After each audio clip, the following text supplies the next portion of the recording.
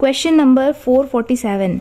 The nurse should plan to implement which intervention in the care of a client experiencing neutropenia as a result of chemotherapy? So इस question में client को chemotherapy चल रही थी और उसके कारण उसको न्यूट्रोपेनिया होने लगा, तो नर्स का कौन सा प्लान वो इम्प्लीमेंट करेगी? तो जो WBC होता है उसी का एक टाइप होता है न्यूट्रोफिल्स, और न्यूट्रोफिल्स के कम हो जाने को ही न्यूट्रोपेनिया कहा जाता है।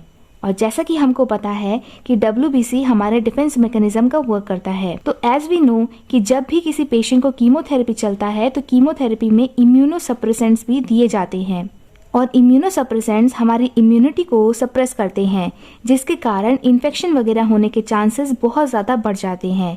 इसीलिए अगर किसी पेशेंट को न्यूट्रोपेनिया हो रहा है तो हमको ऐसी कंडीशन उसके सामने रखनी है ताकि उसको कोई और इन्फेक्शन ना हो पाए।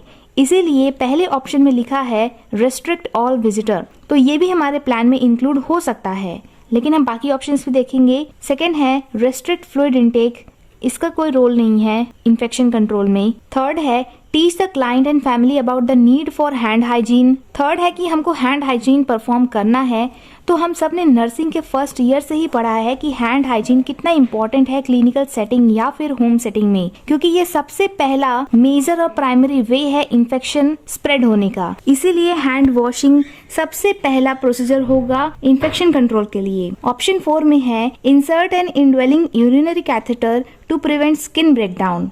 तो न्यूट्रोपेनिया में कैथेटर लगाने का कोई सेंस ही नहीं बनता, तो इसीलिए option C is the best correct and accurate answer.